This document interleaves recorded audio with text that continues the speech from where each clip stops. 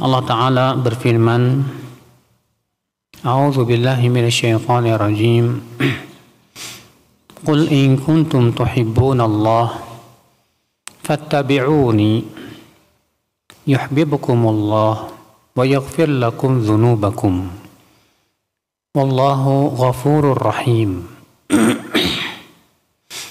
Katakan, jika kalian memang mencintai Allah, maka ikutilah aku, itu Rasulullah sallallahu alaihi wasallam.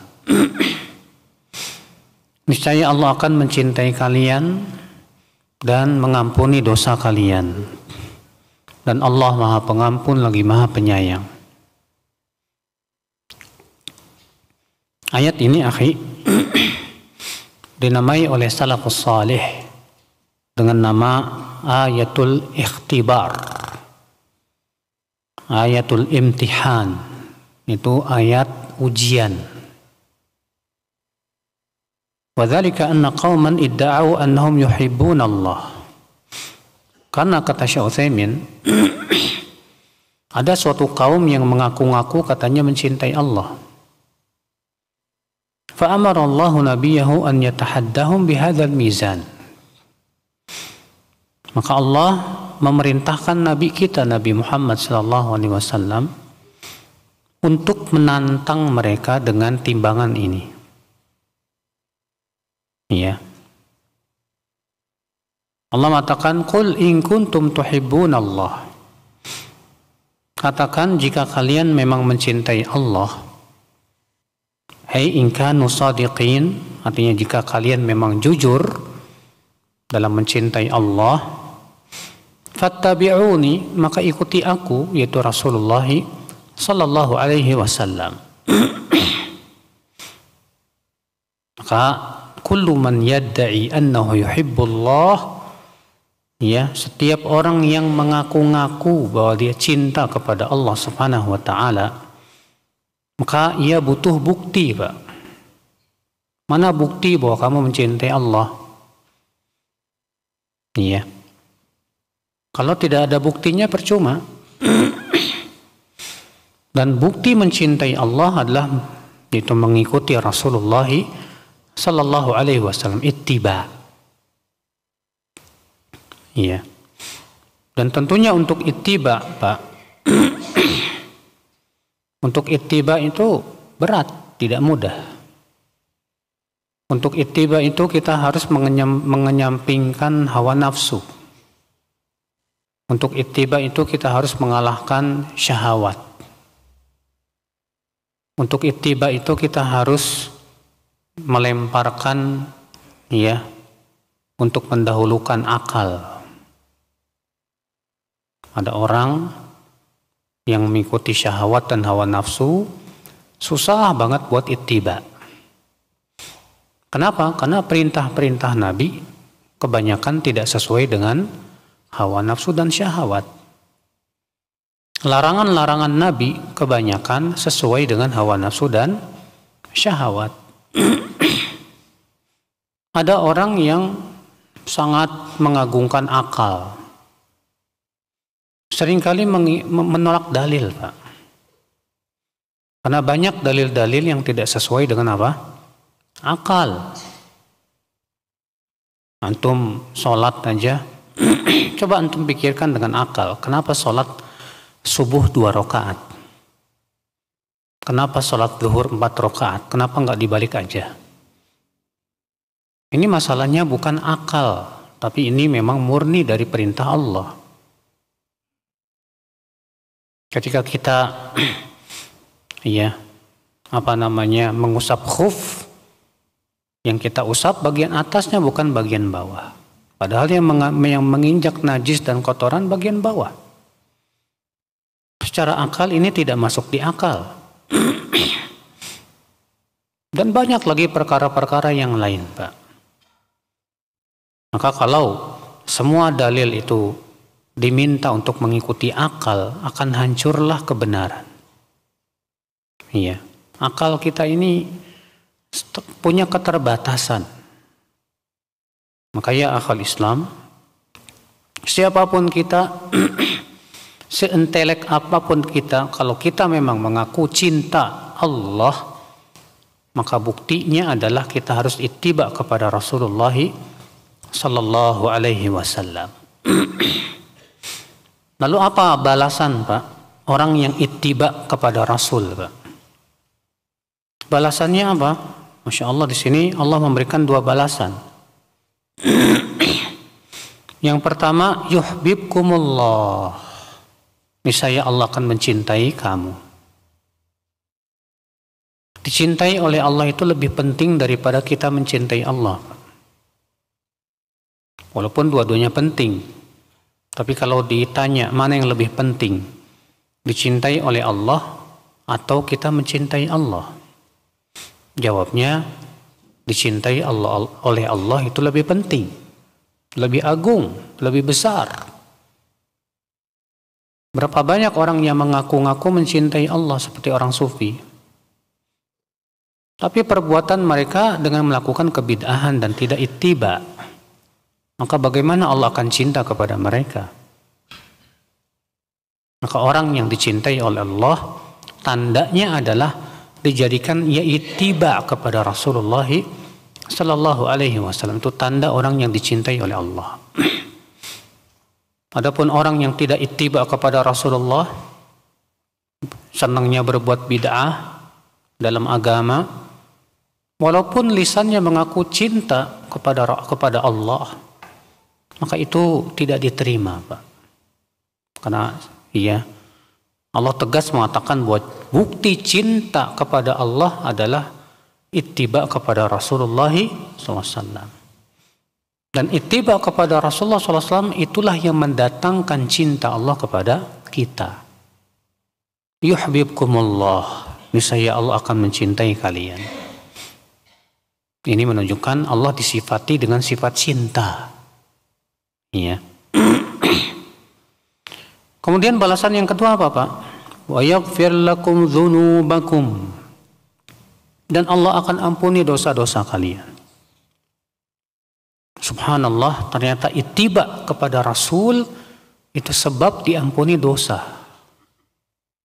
Kita berusaha untuk ittiba dalam akidah, dalam ibadah, dalam muamalah, dalam akhlak.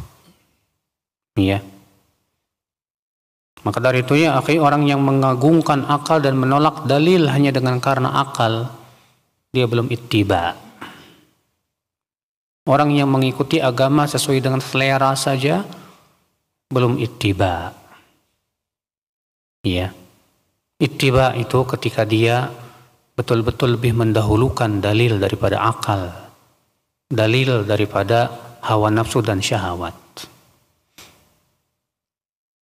Kemudian Allah menutup dengan firman-Nya, Wallahu ghafurur rahim.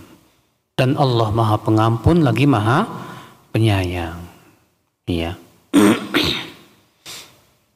Min fawaidil ayah, dari ayat ini kita ambil faidah, kata Syekh Muhammad bin Shalih Utsaimin rahimahullah, anna Allah amara nabiyahu Muhammadan sallallahu alaihi wasallam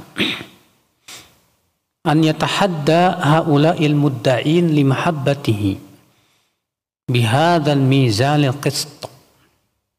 Wahwa ittiba'uhum lirrasuli sallallahu alaihi wasallam. Bahwasanya Allah memerintahkan nabinya, Nabi Muhammad sallallahu alaihi wasallam, untuk menantang orang-orang yang mengklaim bahwa dirinya mencintai Allah. Allah tantang mereka dengan timbangan yang adil dan bukti yang nyata. Apa itu? Ittiba, mengikuti Rasulullah sallallahu alaihi wasallam. Iya. Nah ini akal Islam. Nabi menantang itu. Saya yakin, Pak, kalau antum tanya setiap muslim, kamu cinta Allah tidak? Pasti akan mengatakan saya cinta Allah. Tapi masalahnya tidak semua orang yang lisannya mengatakan cinta Allah, ternyata perbuatannya membuktikan kalau dia cinta Allah. Belum tentu, Pak. Ada orang yang lisannya mencintai Allah, saya cinta Allah, saya cinta Allah. Tapi cara sholatnya tidak sesuai dengan tuntunan Rasul. Iya, cara ibadahnya banyak diwarnai dengan kebid'ahan. Akidahnya dipenuhi dengan akidah yang menyimpang, yang tidak sesuai dengan akidah Rasul dan para sahabatnya. Maka kita katakan, ya akhi, ini hanyalah sebatas pengakuan saja. Iya. Percuma mengaku-ngaku cinta Allah kalau tidak disertai dengan ittiba Rasulullah sallallahu alaihi wasallam. Faedah yang kedua, kata Syekh Muhammad bin Shalih Al-Utsaimin rahimahullah, jawazu mukhatabatil mudda'i bit-tahaddi lianna hadha huwal haqq. Bolehnya menantang orang yang mengaku-ngaku, mengklaim, karena itu memang kebenaran. Li'annahu law kana ya'rifu nafsahu madda'a ittisafahu bi syai'in lam yattasif bih. Sebab kalaulah dia mengenal dirinya, tentu dia tidak akan mengklaim bahwa ia memiliki sifat-sifat tersebut padahal ia tidak memilikinya. Bahwa alladzi adalla nafsahu fil waqi', maka sebetulnya dia sedang menghina dirinya sendiri. Ngaku-ngaku cinta, tapi pas ditantang, ya pas dibuktikan ternyata tidak terbukti. Maka tentu itu artinya dia menghina dirinya sendiri. Fala takhsha min tahaddihi liyaqumid dalil wal burhan ala da'wah. Maka kalau kamu ditantang, kamu nggak usah khawatir, cukup kamu buktikan dengan bukti-bukti. Kalau misalnya kamu mengatakan saya cinta Allah, lalu ada orang menantang, mana buktinya kamu cinta Allah? Iya, tidak perlu kita takut dengan tantangan itu. Cukup kita perlihatkan bahwa kita memang betul-betul ittiba Rasulullah SAW. Kita berusaha untuk mencari dalil. Ikhwata Islam, saudaraku seiman. Karena semua bisa mengklaim, Pak. Semua orang bisa mengaku-ngaku, Pak. Tapi tidak semua orang bisa membuktikan klaimnya. Tidak semua orang yang mengaku-ngaku bisa membuktikan pengakuannya. Ya. Faedah yang ketiga, kata Syekh Muhammad bin Shalih Al-Utsaimin rahimahullah, annaha misdaqun liqaulin Nabi sallallahu alaihi wasallam al-bayyinatu 'alal mudda'i. Bahwa ayat ini membenarkan sabda Nabi sallallahu alaihi wasallam. Apa itu? Bahwa bukti bagi orang yang mengklaim, yang mengaku-ngaku. Kamu mengaku cinta Allah, mana buktinya? Iya. Wa hadhihi wa in kanat fi da'wan nas ba'dihim ma'a ba'd lakinnaha fil haqiqah qa'idah 'ammah. Walaupun hadis tadi ya, bukti bagi orang yang mengklaim sebetulnya berhubungan dengan klaim-klaim manusia, tapi sebetulnya kata beliau ini kaidah yang umum ya. Bahwa setiap orang yang mengaku-ngaku pasti harus membawakan bukti. Mana buktinya? Iya. Faedah yang keempat, anna mahabbatallah ghayatu kullin nas. Bahwa cinta Allah adalah tujuan semua manusia. Hatta min ghairil mu'min, sampai selain mukmin pun mereka sangat menginginkan cinta Allah, Pak, dan mengklaim bahwa mereka cinta Allah. Iya. Orang Yahudi dan Nasrani mengaku-ngaku mereka itu orang-orang yang hanya mereka yang dicintai oleh Allah, Pak. Allah berfirman dalam surat Al-Maidah ya, wa qalatil yahudu wan nasara nahnu abna'ullahi wa ahibba'uh. Katalah orang Yahudi dan Nasrani, kami adalah anak-anak Allah dan yang dicintai oleh Allah. Terusnya, mereka juga mengklaim, Pak. Karena memang semua manusia sebetulnya ya menganggap cinta Allah, mencintai Allah itu sesuatu yang luar biasa gitu, Pak. Iya. Tapi sekali lagi tadi bahwa cinta itu membutuhkan apa? Bukti. Faedah selanjutnya yang kelima, anna Rasulullah sallallahu alaihi wasallam Rasulullah haqqan. Wajhu dzalik anna Allah ja'ala ittiba'ahu sababan li mahabbatillahi lil 'abdi. Bahwa Rasulullah SAW itu adalah benar-benar utusan Allah, Pak. Rasulullah itu benar-benar utusan Allah. Dari sisi mana kita memahami dari ayat ini? Itu bahwa Allah menjadikan ittiba Rasul ada sebab untuk mendapatkan cinta Allah. Ini siapapun kita yang ingin dicintai oleh Allah, hendaklah ia ittiba kepada Rasulullah sallallahu alaihi wasallam. Iya. Faedah yang keenam, akhi, annahu kullama qawiya ittiba'ul insani lirrasul sallallahu alaihi wasallam kana aqwa burhanan ala sidqi mahabbatihi lillah. Semakin kuat ittiba seseorang kepada Rasulullah, semakin kuat bukti yang menunjukkan bahwa ia memang mencintai Allah. Iya. Fahadhihi min alamati mahabbatil insan li rabbih. Maka inilah bukti seseorang itu memang benar-benar mencintai Allah, Pak. Fa idza ra'aital insana syadidul ittiba' li Rasulillah sallallahu alaihi wasallam fa'lam annahu syadidul mahabbati lillah. Kalau kamu melihat ada seseorang yang sangat kuat ittiba'nya, Pak, maka ketahuilah dia sebetulnya orang yang sangat cinta kepada Allah. Ya, antum lihat dia berusaha berpegang kepada sunnah dalam penampilannya, jenggotnya. Rasulullah SAW melarang isbal, dia tidak isbal. Rasulullah menganjurkan berbuka segera, dia segera berbuka. Rasulullah SAW menganjurkan untuk apa? Melaksanakan yang sunnah-sunnah, dia segera lakukan selain yang wajib-wajib.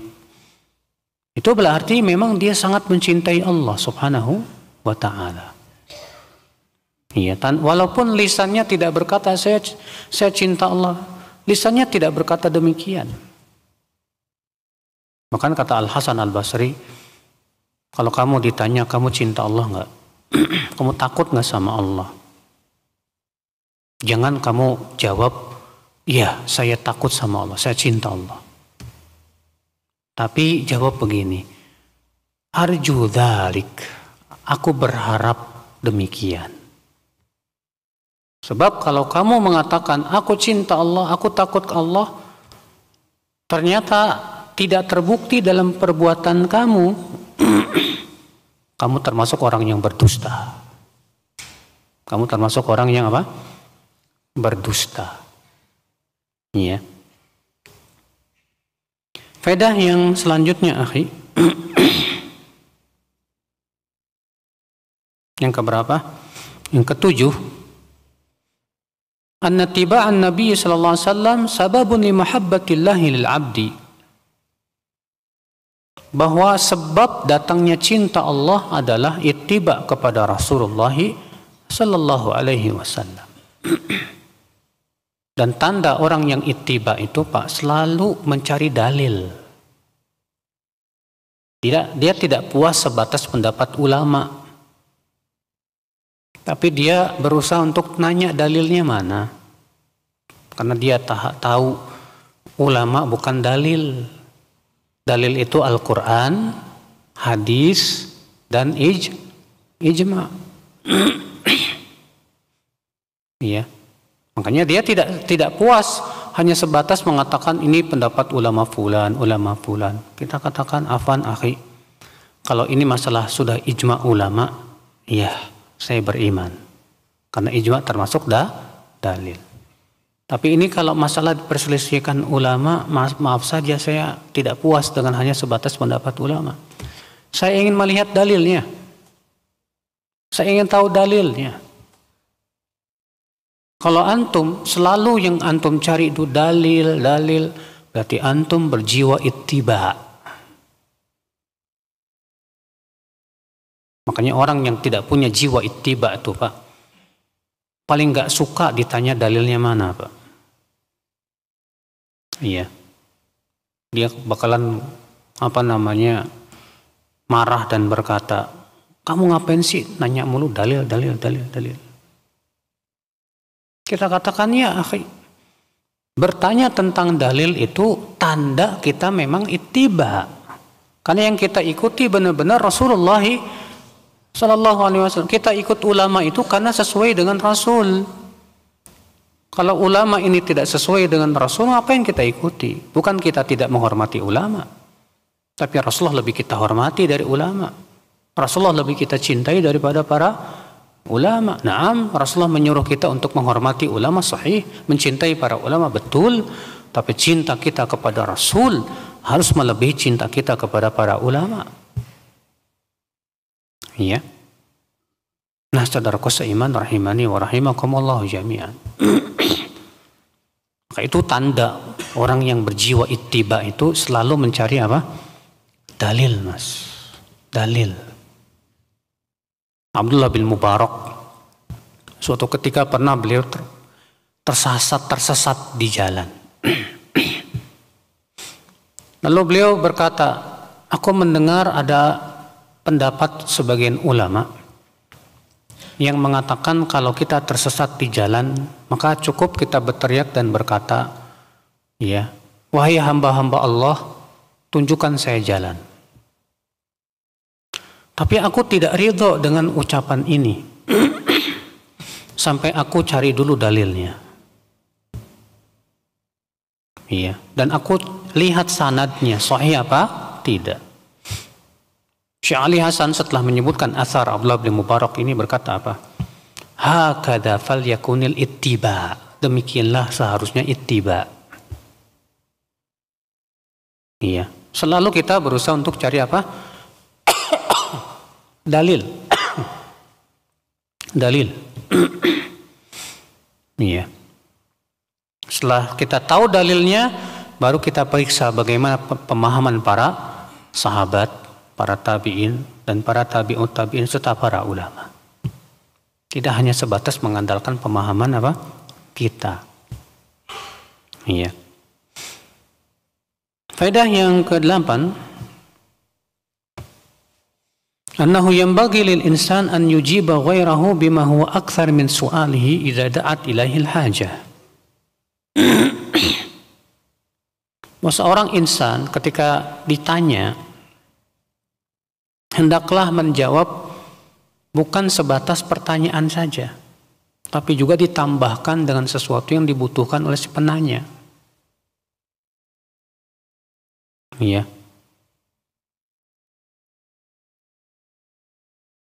Karena Allah mengatakan di sini, "Qul in kuntum tuhibbunallah fattabi'uni yuhibbukumullah wa yaghfir lakum dzunubakum." Iya. Katakan, jika kalian mencintai Allah, maka ikuti aku.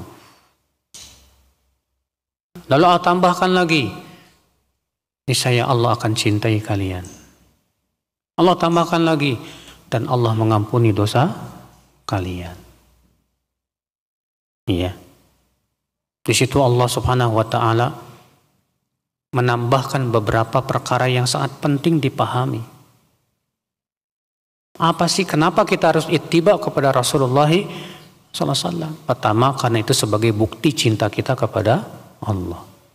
Yang kedua, karena ittiba kepada Rasul mendatangkan cinta Allah dan mendatangkan ampunan dari Allah Subhanahu wa taala.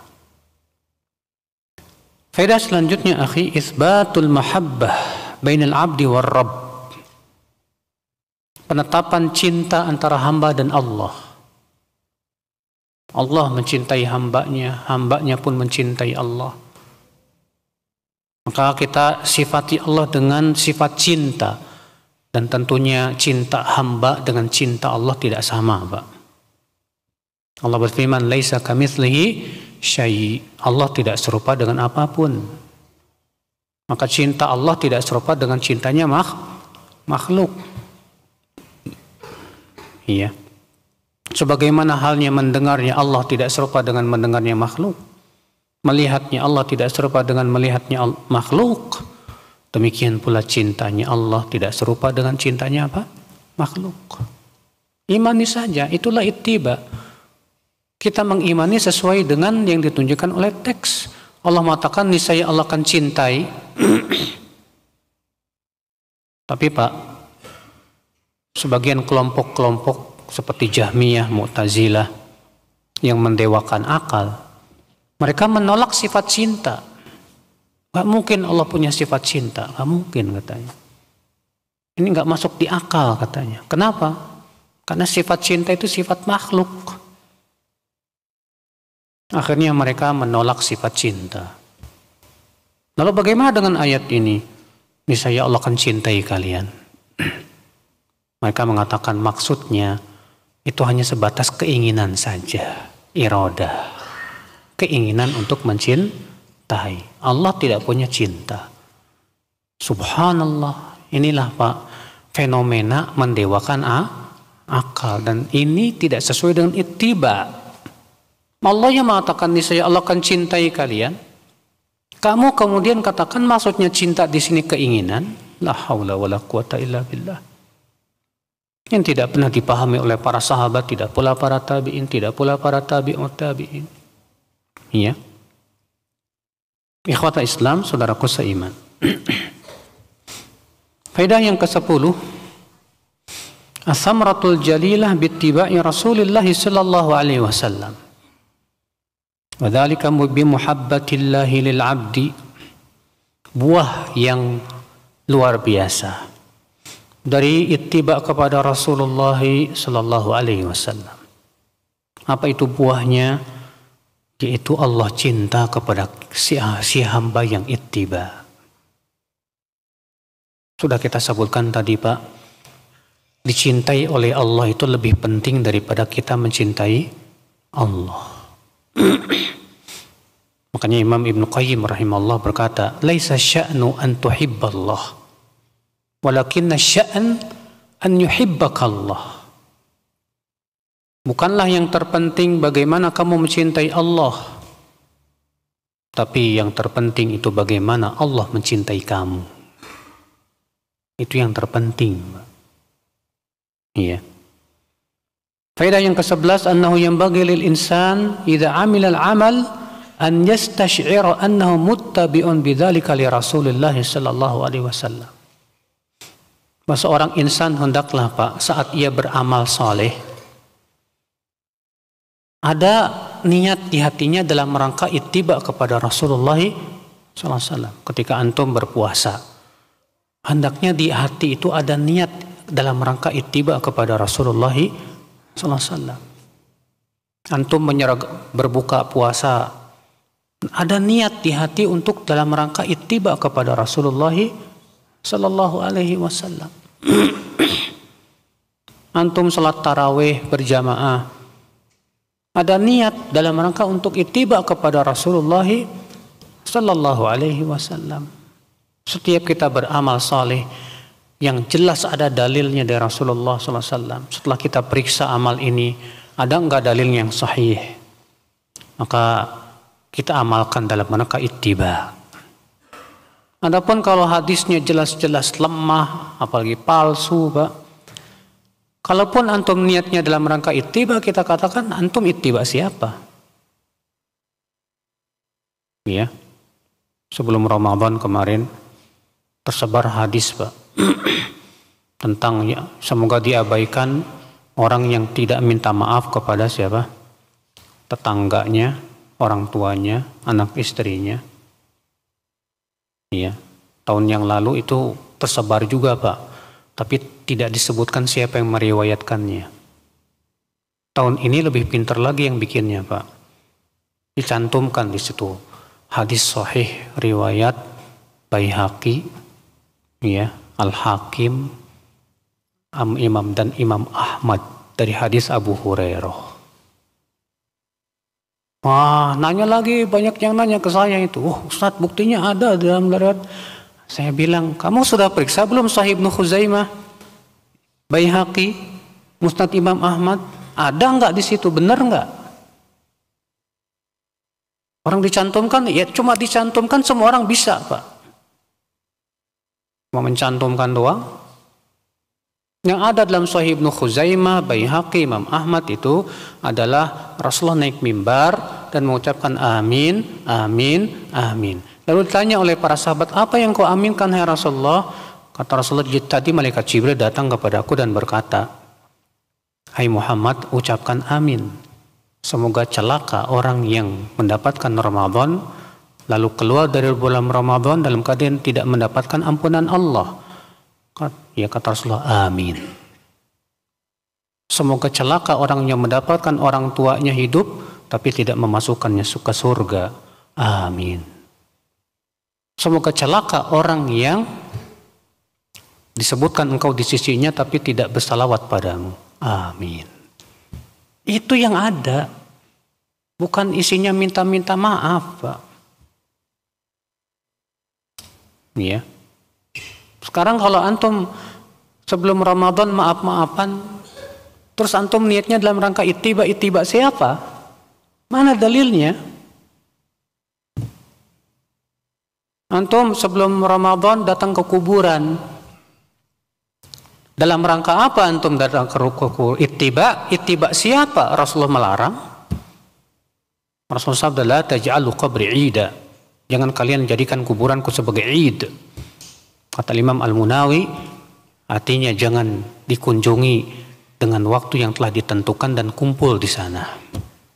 Seperti halnya Id. Karena Id itu sesuatu yang berulang setiap setahun sekali. Maka kalau kita ulangi setiap setahun kali atau sebulan sekali atau seminggu sekali, itu sama saja menjadikan kuburan sebagai apa? Id, dilarang oleh Nabi. Jadi kamu ittiba siapa? Saya cuma ittiba adat istiadat keyakinan masyarakat aja, Mas. Oh, berarti kamu enggak ittiba Rasul. Katanya kamu cinta Allah. Kalau kamu mencintai Allah, buktinya kamu harus ittiba kepada siapa? Rasul. Sesuatu yang Rasulullah tidak lakukan, kenapa kamu lakukan? Iya. Kalau itu baik, tentu pasti ada dalilnya dari Rasulullah Sallallahu Alaihi Wasallam. Nah ini Pak, ada lagi yang nanya ke saya hadis Pak, makanan yang disajikan istri untuk suaminya lebih baik daripada haji dan umroh puluhan kali. HR Muslim, HR Muslim katanya. Saya bingung ini Muslim yang mana ini. La haula wala quwata illa billah. Iya, ini hati-hati nih Pak. Orang-orang para pendusta ini Pak. Yang masuk dalam sabda Rasulullah, man kadzaba alayya muta'ammidan falyatabawwa maq'adahu minan nar. Siapa yang berdusta atas namaku dengan sengaja, hendaklah ia mempersiapkan tempat duduknya dalam api neraka. Iya. Kemudian akhwat Islam, faedah selanjutnya. Annal jazaa'a min jinsil amal. Balasan itu sesuai dengan jenis perbuatan. Dan Allah mengatakan fattabi'uni, ikuti aku. Iya. Maka Allah menjadikan ittiba kepada Rasulullah sebagai bukti atas cinta ia kepada Allah. Maka balasannya adalah Allah mencintai dia. Faedah yang ke-13, anna tiba'a Rasulullah SAW sababun li maghfiratillah. Bahwa mencintai Rasulullah SAW adalah sebab diampuninya dosa-dosa dia oleh Allah. Sebab datangnya ampunan Allah. Ya. Sebab datangnya ampunan Allah adalah ittiba Rasulullah sallallahu alaihi wasallam. Masya Allah. Itu yang kita harapkan, Pak. Iya. Faedah yang ke-14, kamalu ihsanillahi subhanahu wa ta'ala li jazaihi al-amal akthar minhu. kesempurnaan ihsannya Allah, di mana Allah memberikan balasan kepada amal itu lebih banyak dari amal tersebut, Pak.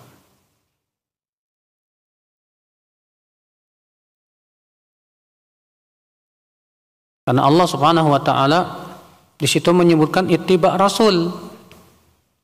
Lalu Allah menyebutkan balasannya sampai 2. Yang pertama, dicintai oleh Allah.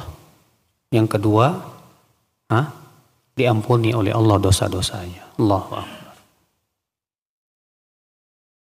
Lihat saudaraku seiman, bagaimana ihsannya Allah kepada hamba-hambanya. Amalan yang sedikit, tapi diberikan pahala yang sangat banyak, luar biasa. Kita berpuasa, cuma meninggalkan makan, minum, ya, meninggalkan semua yang membatalkan puasa dari semenjak terbit fajar sampai terbenam matahari. Tapi pahalanya tak terhingga. Ya, amal yang pahalanya tak terhingga itu diantaranya salah satunya puasa.